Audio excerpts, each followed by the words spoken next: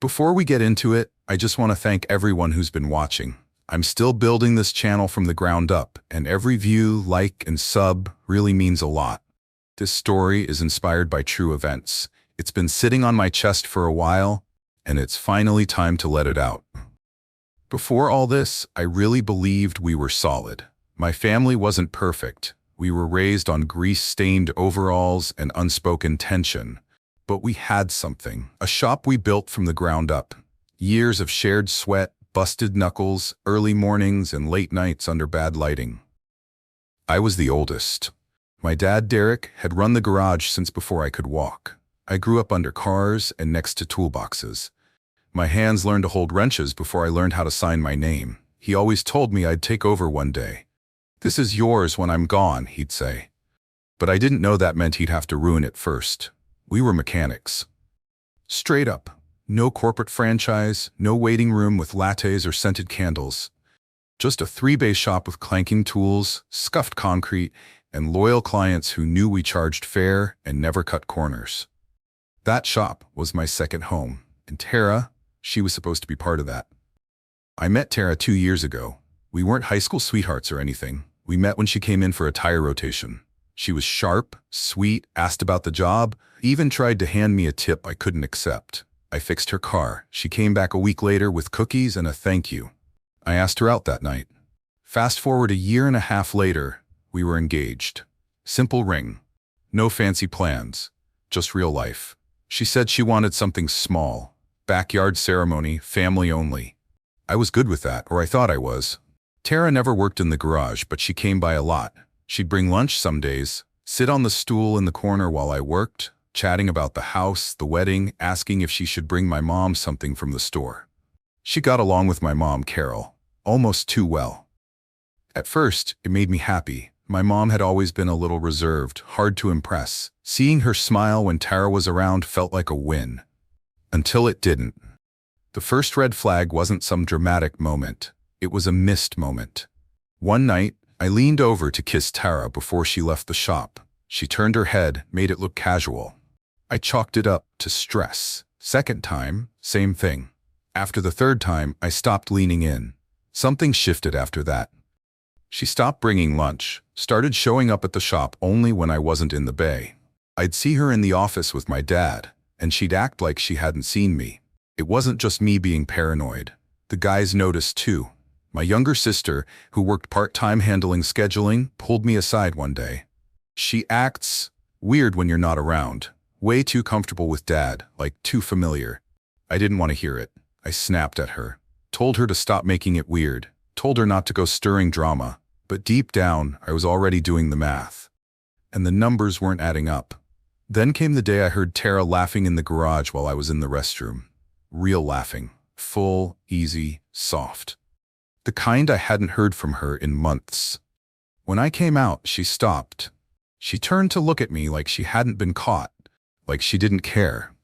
I asked what was funny. "Just something your dad said," she shrugged. My dad didn't say anything. He just wiped his hands with a rag and walked off like nothing happened. Later that night, I asked her about it.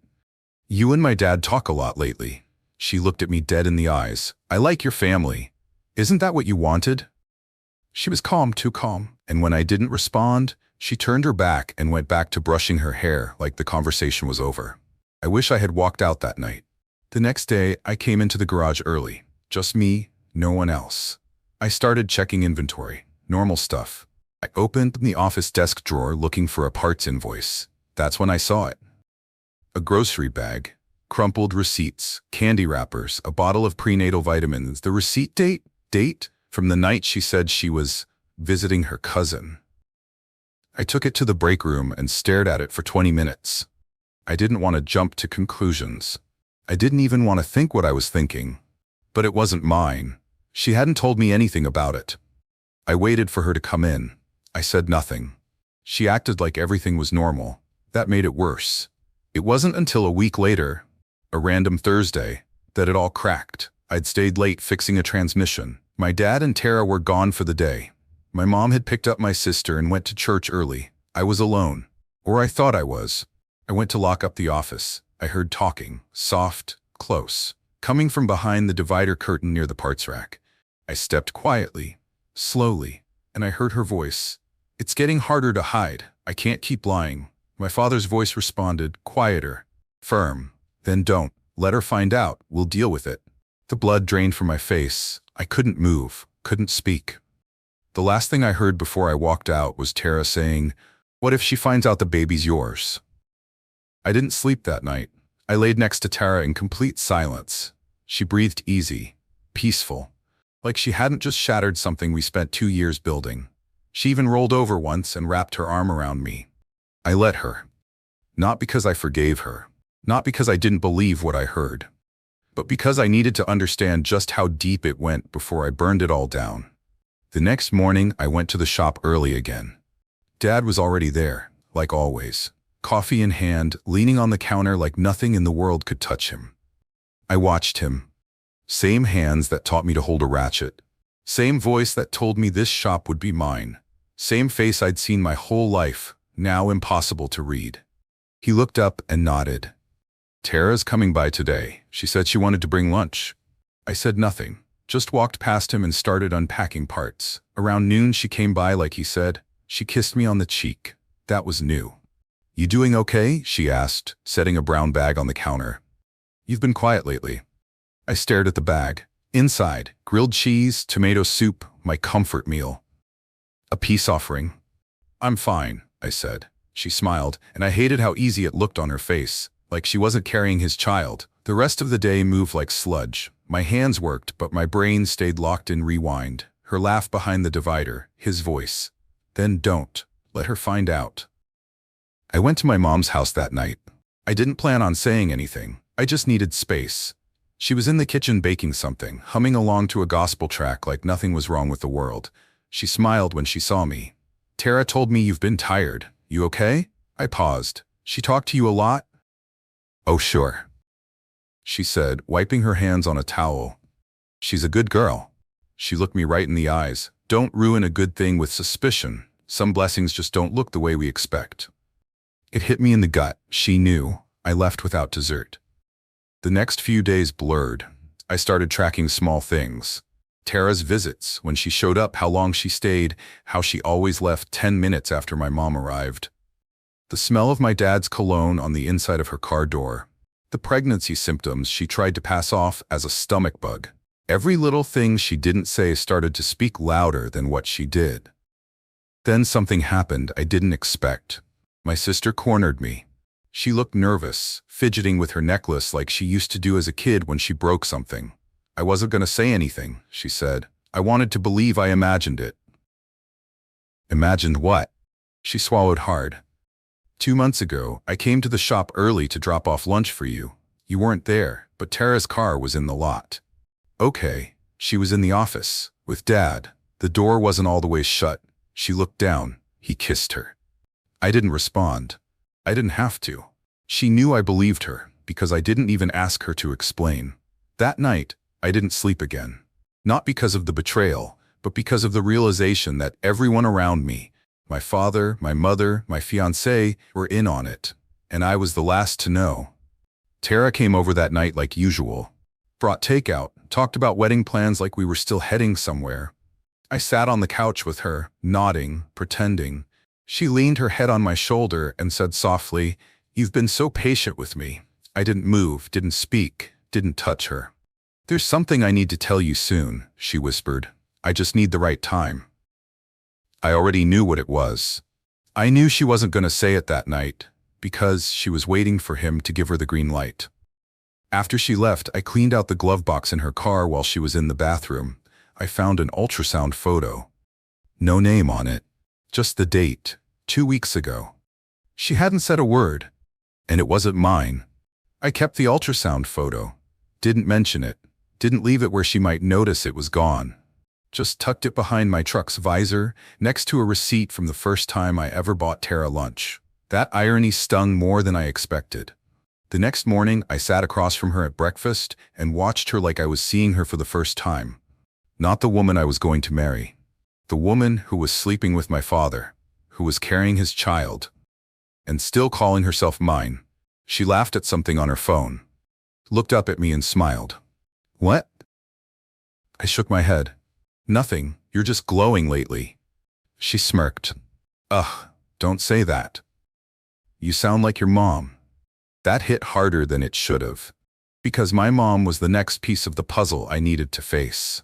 She was at the shop when I got there later that day.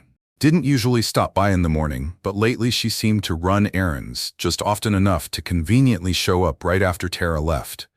She was in the front office, helping my sister go over some appointment reschedules. I asked her to step outside for a minute. We walked around the back of the shop, near the scrap pile. Out of sight, out of earshot. She looked at me like she already knew what I was going to say. You're not going to like what you find, she said before I could even speak. I took a second. You knew? She nodded once. Not sorry, not shocked, just confirmed it like she was telling me we were out of brake fluid. It's not what you think, she added. I laughed. Dry. What exactly do I think, Mom? She looked off at the fence, didn't meet my eyes. You think they meant to hurt you. They didn't. She's pregnant, I said flat, and it's not mine. No reaction, no gasp, no denial, just silence. How long have you known? Still no eye contact. Long enough to understand it was never going to be easy. There it was. The moment that snapped something in me clean in two. It wasn't just the lie, it was the planning. The way she said it, I could tell. They'd talked about it. All of them. Without me. I stepped back from her. You knew Dad cheated on you with my fiancé, and your first response was to help them hide it? Now she looked at me. I knew your father made a mistake, and I knew Tara had nowhere to go. We weren't going to throw her into the street, especially not in her condition. Her condition? She's having a child. Not mine. Still family. That one nearly made me lose it. Still family? She was carrying my father's baby, my fiancé, and my mother was calling her family. What kind of woman lets this happen under her roof?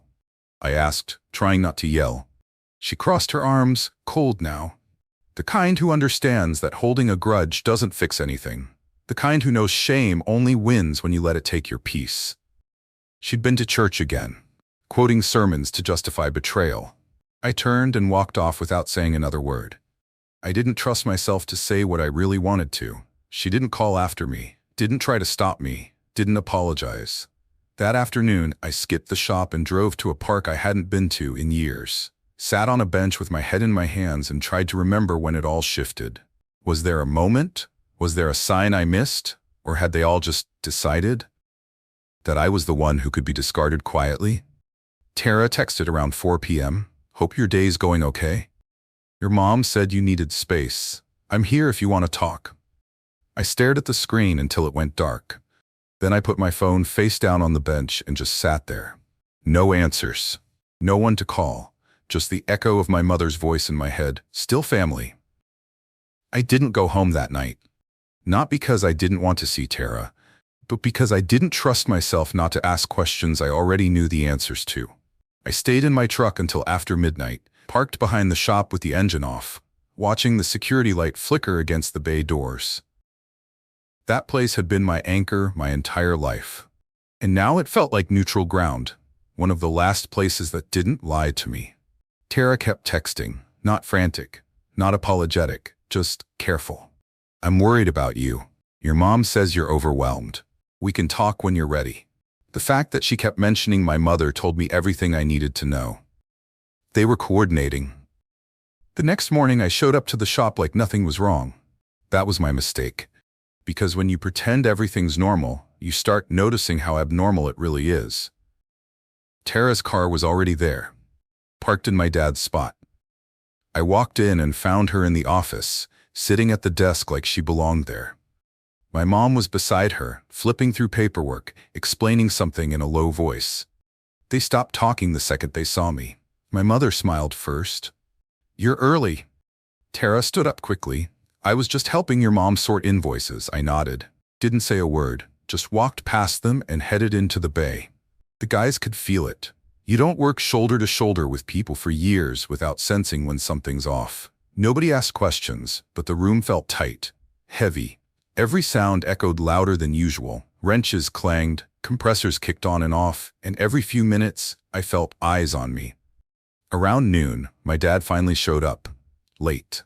That alone was unusual. He walked in like he owned the place, because he did. But there was a stiffness to him I'd never seen before. He nodded at me. "We'll talk later," he said quietly. I didn't answer. That afternoon, my sister asked me to step outside. We leaned against the fence behind the shop, the same place we used to sneak cigarettes as teenagers. She didn't look at me when she spoke. Mom told me not to say anything. I closed my eyes. About what? About the baby. There it was again. Out loud. Unavoidable. She said it's complicated, that Dad made a mistake and Tara's scared, that we're supposed to protect the family. I let out a slow breath. "And what do you think?" She hesitated, then finally looked at me. "I think they picked the wrong person to protect." That was the moment I realized something important. They weren't just hiding the truth. They were choosing sides, and I wasn't on theirs. I confronted Tara that night, not dramatically, not angrily. We were sitting at the kitchen table. She was folding napkins for a wedding we both knew wasn't happening. I slid the ultrasound photo across the table. She froze, didn't cry, didn't deny it. She just stared at it for a long time. Then she whispered, "I didn't plan this." I laughed once. "You planned a lot of things, Tara. Just not for me to find out." She finally looked up. Her eyes were red, but not with guilt, with fear. "Your dad said you'd understand." That was worse than any confession. "Understand what?" I asked. She swallowed. "That it just happened, that he was there for me when you weren't, that your mom said it was better this way." I stood up. My chair scraped loudly across the floor. "Better for who?" She didn't answer, because we both knew the truth. Better for them. That night, my dad came to my place. No warning. No apology. Just showed up like he always had, like he still had the right. He didn't sit down, didn't soften his voice. "We need to talk like adults." I looked at him. Really looked at him. And for the first time in my life, I didn't see my father. I saw a man who thought he could rewrite reality if he spoke confidently enough. "You crossed a line," I said. He sighed. "You're emotional. You'll see it differently with time." "You got my fiancée pregnant." He didn't flinch. "That's not how it started." "That sentence will haunt me forever." "Your mother agrees," he continued. "This family has survived worse. The shop needs stability. Drama will destroy everything." I shook my head slowly. "You already destroyed it." He stepped closer. "If you make this public, you're not just hurting us, you're hurting yourself." That was the threat. Soft, polite, wrapped in concern. I didn't respond. I just opened the door. He left without another word. By the end of the week, the town started whispering. Nothing official, nothing confirmed. Just questions. Just looks. Just the kind of silence that follows a secret too big to contain. Tara stopped coming by the shop. My mom stopped calling. And I realized I was standing alone in the middle of something that was never going to be handled quietly. I didn't blow it all up right away. Not because I was afraid, but because I wanted to be right. Not just emotionally, legally, logically, visibly. I wanted to put the facts on the table so when it all went up in flames, no one could say I lit the match out of anger. They'd know I lit it because it was the only thing left to do. It started with the shop's books. I'd managed payroll and parts ordering for 2 years, handled the receipts, knew where every cent went. But lately, numbers weren't adding up. Orders I didn't place, charges I didn't recognize, payments being split in ways we never approved. The office system kept backups. So I checked, and I found what I needed. It wasn't just emotional betrayal, it was financial. My father had restructured part of the business behind my back, had Tara listed as a consultant in some invoices. Small payments, just under the amount that would raise attention. Quiet little deposits logged under vendor support. For months ago, long before I knew anything was wrong, I printed everything out, made copies, put them in a folder. Not for the drama, for the record.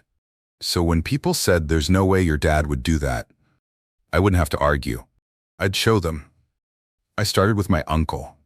Derek's older brother, who co-owned part of the shop before retiring 2 years back.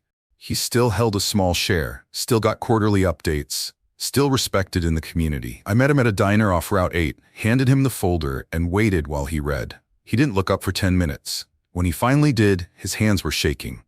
"Jesus." I said nothing. He flipped the last page. "And she's pregnant?" I nodded. "Not mine." Another long silence. "What do you want me to do?" "Help me protect what's left." By the end of that week, my uncle had called a special meeting with the shop's co-signers and business advisors. My father didn't show, but his name came up more than anyone else's. The next day, I went back to work like normal, except it wasn't normal anymore. My mother stood by the coffee machine like nothing was wrong. She poured a cup, handed it to me, and said, "Families go through seasons." I didn't respond. Because what do you say to someone who sees betrayal as weather? Word was spreading now.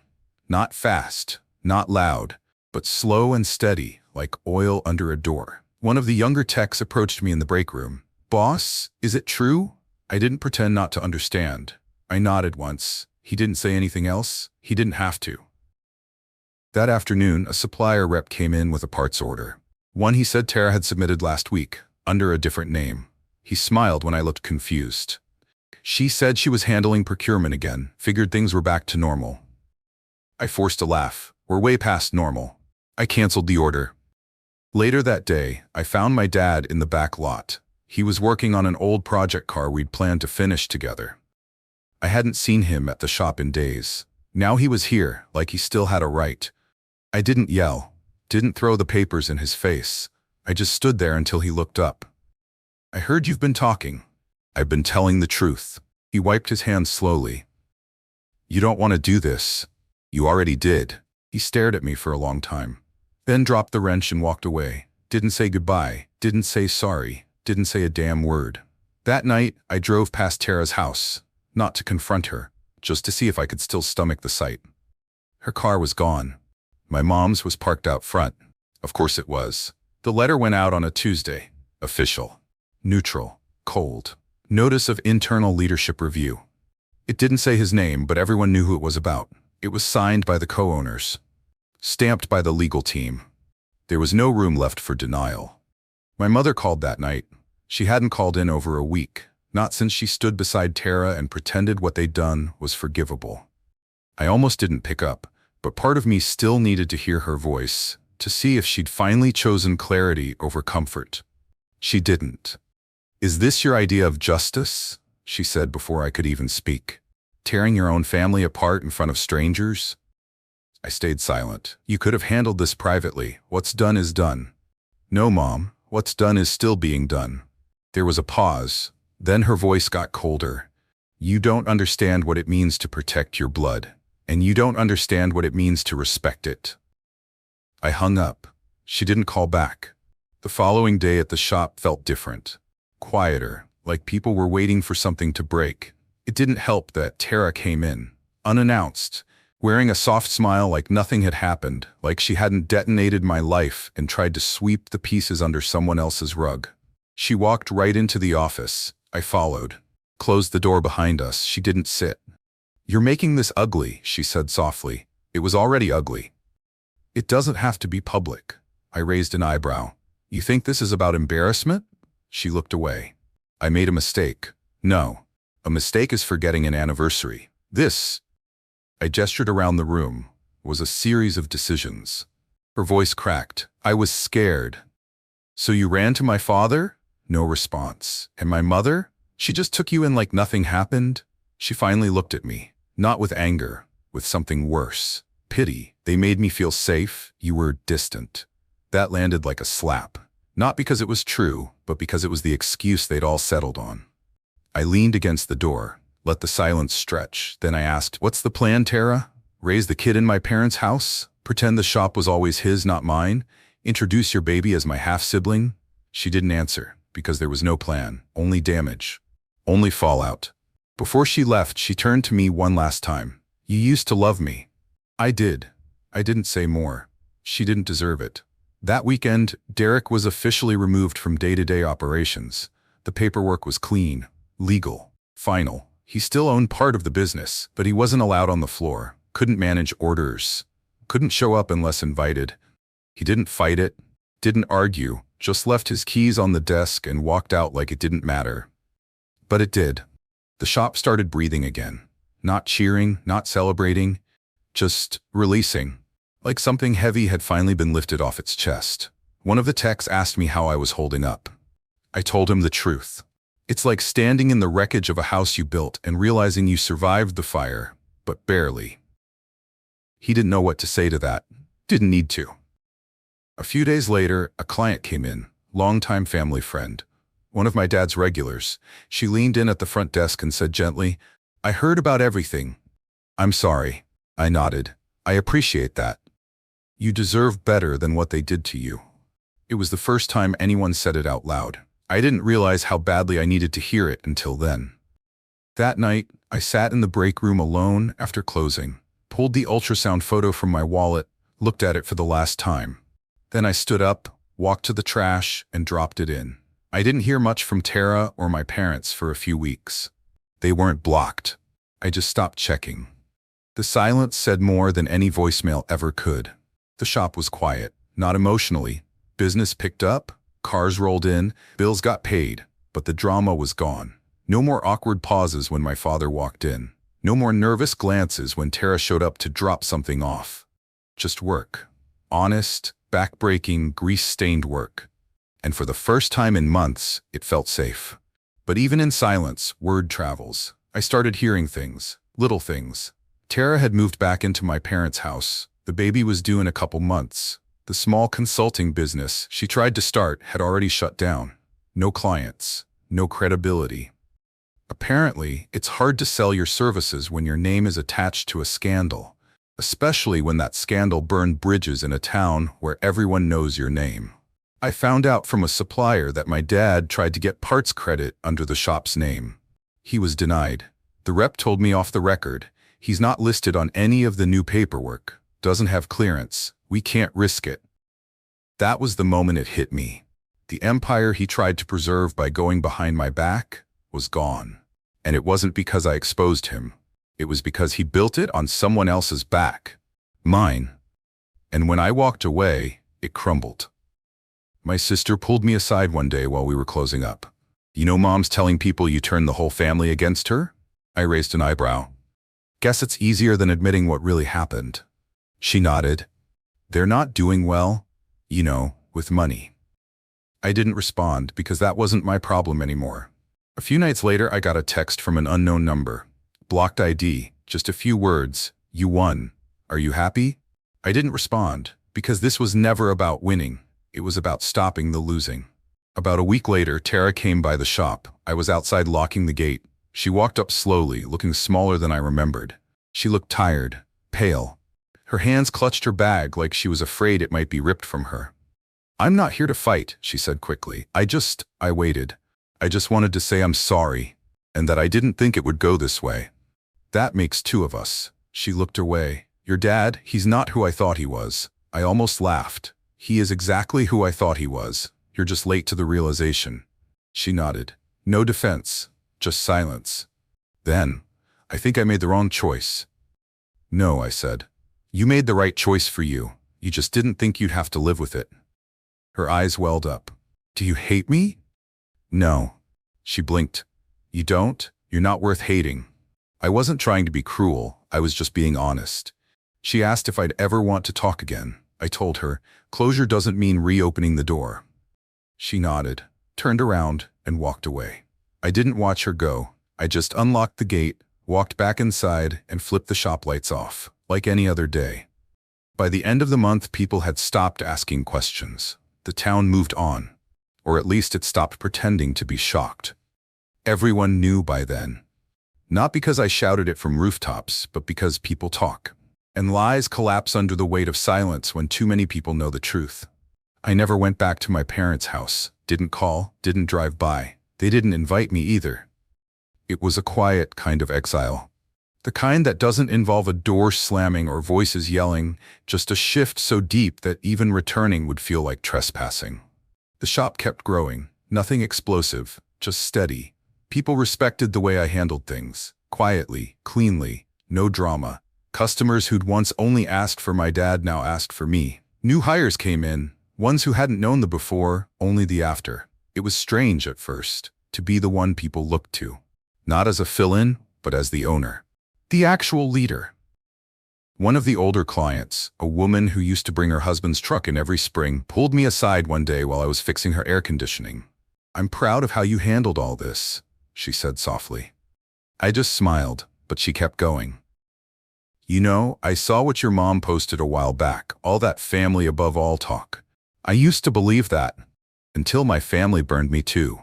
She didn't explain. Didn't need to. The look in her eyes told me she'd lived something similar. Different players, same betrayal. Sometimes the most loving thing you can do, she said, is walk away. I didn't forget that. A few days later, I ran into my sister at the hardware store. She looked better, lighter. She told me she'd moved into her own place, said she was finally sleeping again. They don't talk to me anymore, she said. Mom thinks I chose sides. You did. Yeah, I chose peace. That same day, I heard from my uncle. He said the board finalized the ownership shift. My father no longer had voting rights. He'd officially stepped down from everything. The garage was now mine. Completely. I stood in the center of the shop that night after everyone left. Looked around at the grease-stained floors, the half-fixed truck on the lift, the empty coffee cups near the tool wall. It was all mine. Not stolen, not handed down, earned. And there wasn't a trace of him left in it. Tara didn't reach out again. Neither did my mom. That hurt more than I expected. Not because I wanted their apologies, I didn't, but because after all that history, they still chose silence. I don't know if the baby was ever born. If it was, I never saw it, never got a photo, never got a "you should know." They erased me. Or maybe they assumed I'd erase them first. Either way, I didn't chase it. Some nights, I still think about how easily it all could have stayed hidden. How close I came to marrying someone who'd already betrayed me with someone I called father. How many people smiled in my face while handing knives behind my back. But then I remember. The betrayal didn't define me. My response did, and I chose truth, even when it cost me everything I thought I wanted. The first time I laughed, like really laughed, after everything, was at the shop. One of the new techs had spilled a bucket of coolant, slipped, and landed flat on his back. Didn't get hurt, thankfully. But the sound he made on the way down? Legendary. We were all doubled over, and for a second it felt like the weight was gone. Like I wasn't the guy with a ruined engagement, a broken family, and a shop rebuilt from betrayal. I was just me. A mechanic with grease on my sleeves and a team that trusted me. That moment stayed with me. I started noticing peace in little things. The way my coffee tasted hotter in the morning. The way I didn't flinch when my phone buzzed anymore. The way no one asked me about Tara or my father anymore, because they didn't need to. Everyone knew. And more importantly, they respected the fact that I wasn't hiding from it. Business got better. Word of mouth helped. So did time. People trust you more when they see you take a hit and stay standing. I hired 2 more techs. Promoted one of the older guys to a shop supervisor role so I could focus on expansion. The dream my dad always promised me? It turned out better without him. I still thought about Tara sometimes, not because I missed her, but because I couldn't believe how close I came to building a life on a lie. There's something brutal about realizing the person you were going to marry never really existed. Not in the way you thought. She was someone else the whole time. Maybe she was always meant to be his. Maybe they both deserved each other. But I deserved better, and I finally gave myself permission to believe that. My mother never reached out again. Not once. Not for my birthday. Not when she heard I took over the business. Not even when a mutual friend passed away and I gave the eulogy. It used to bother me. Now? I'm just thankful for the quiet. I still see my sister. Regularly now. We don't talk about them. We don't need to. We talk about her new job, about her apartment, about how her garden is somehow surviving despite her terrible watering schedule. We laugh more than we cry these days, and that's enough. One evening, I closed the shop early. Just wanted a moment. The sun was low. Golden hour, right before the bugs come out. I stood by bay door 3, looking out across the parking lot. The same lot where Tara used to wait for me. The same spot where my dad used to lecture me about oil costs and labor rates. It looked different now, not because anything had changed, but because I had. For the first time in a long time, I felt something close to gratitude. Not for what happened, but for the fact that I survived it. People always think the end of a story is the big moment, the fight, the walkout, the dramatic reveal. But for me, the end didn't come with yelling or crying. It came in the form of a morning like any other. Tools on the wall, sunlight through the dusty glass, and the scent of motor oil in the air. Normal. Steady. Mine. The shop's anniversary rolled around. 5 years since I took over day-to-day work. 2 years since I took full control. We didn't throw a party, didn't make a big deal out of it. But the crew brought in donuts. One of the guys drew a little "Congrats Boss" sign on the whiteboard near the tool lockers. And when I walked in, they all clapped. Not long, not loud, but long enough to make my chest tighten in a way I didn't expect. Not with grief, with pride. My sister stopped by later that afternoon, dropped off lunch, said she was proud of me. We sat on the tailgate of a client's truck and split a sandwich, talked about everything but the past. And I realized, halfway through a bite, that I hadn't thought about Tara or Derek all week. Maybe longer. I didn't feel guilt about that. I felt peace. A few days later, I ran into someone who used to work with my dad. They asked cautiously, "Do you ever think you'll talk to him again?" I thought about it, then answered honestly, "Maybe, but I won't go looking." They nodded, didn't press. Some stories don't need sequels. One of the new hires, young guy, first real job, asked me for advice one day during a slow shift. Said he admired how calm I was. That surprised me. He didn't know my story, didn't know how close I came to losing everything. But I told him something I wish I'd known earlier. The people who break you don't get to rebuild you. That's your job. He nodded like it made sense, and I hoped he never had to understand it the way I did. I still get the occasional text from someone who used to be in my life. Not apologies, just quiet check-ins. I don't always answer, not because I'm bitter, but because some connections once severed shouldn't be reattached. Clean cuts heal faster. Sometimes when the shop is closed and the lights are off, I'll stand alone in the middle of Bay 2. The same spot where I found out everything started falling apart, and just breathe. It's quiet. Always quiet now. But that quiet used to feel hollow. Now it feels earned. I don't tell this story because I want sympathy, or because I need people to take my side. I tell it because sometimes the people closest to you will betray you in ways you didn't think they were capable of. And you'll survive, and they'll keep moving, and you'll rebuild something they can't touch. I didn't get revenge. I didn't need it. I got peace. And for the first time in years, that's more than enough. Have you ever had someone betray you and pretend like it was no big deal? Or worse, had your own family take their side? If any of that sounds familiar, you're not alone. Hit like, subscribe if you want more real stories like this. And hey, where are you watching from? I'd love to know. Where are you watching from?